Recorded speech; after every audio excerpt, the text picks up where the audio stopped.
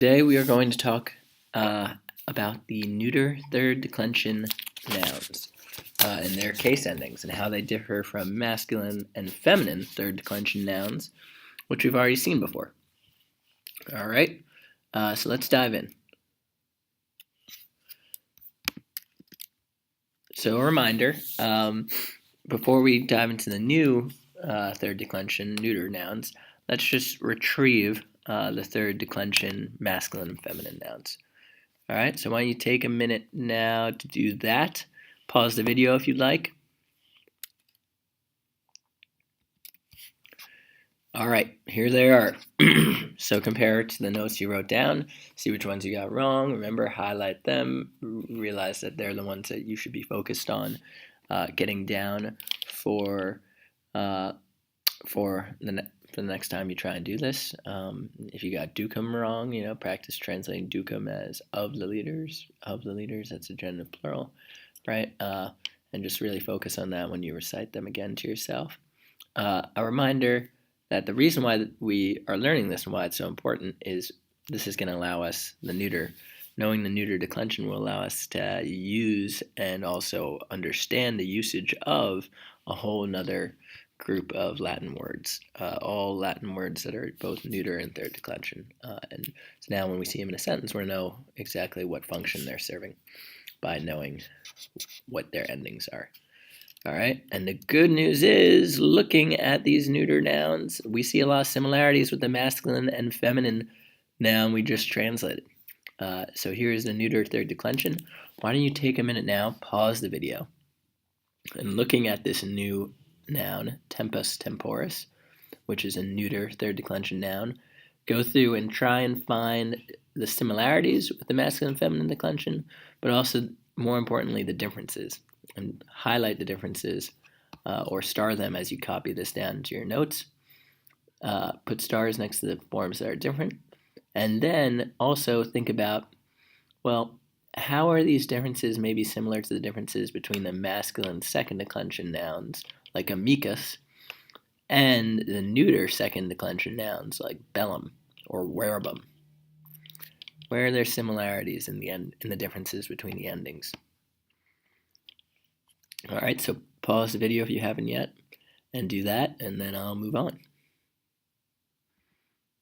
All right, and here I've highlighted the key differences. Hopefully we'll notice that, again, look, the nominative and the accusative, like we know when we think about the neuter, nominative and accusative cases are always look the same. So tempus is going to be repeated as tempus, and in the plural, tempora is going, again, we're going to see that A ending in the plural, which we also saw with bella, right? Bellum belly had bella in the neuter plural, or werebum werbi had wereba in the neuter plural. Even in the third declension, if a noun is neuter, we're going to have A's in the nominative plural, and of course that means we're also going to have A's in the accusative plural. So nothing too wild and new here, all right? Lastly, I want to just talk briefly about the dictionary info for a neuter noun. How are we going to know whether or not a noun is neuter or not?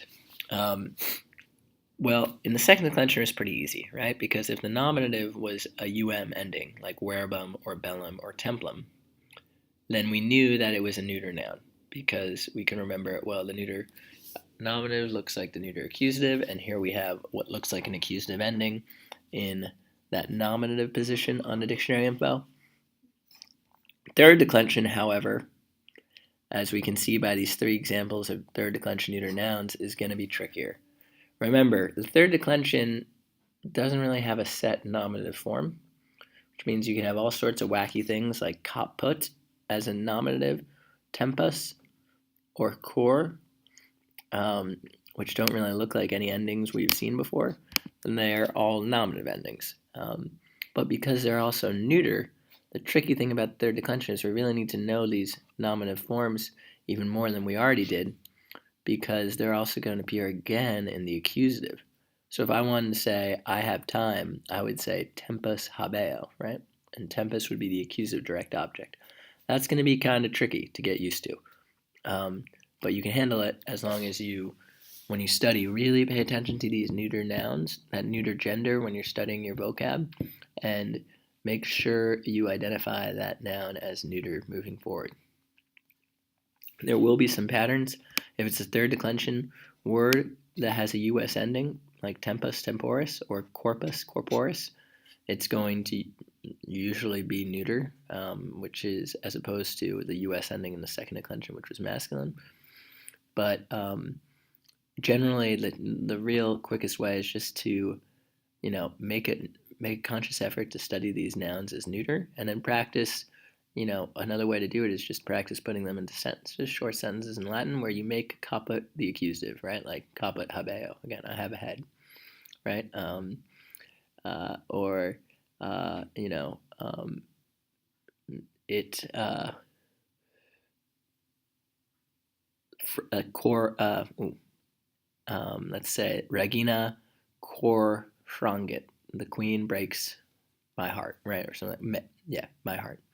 All right, so things along those lines. With this information, you should now be able to go and do the homework assignment, and we'll answer any questions you might have in class tomorrow. Have a good rest of your day.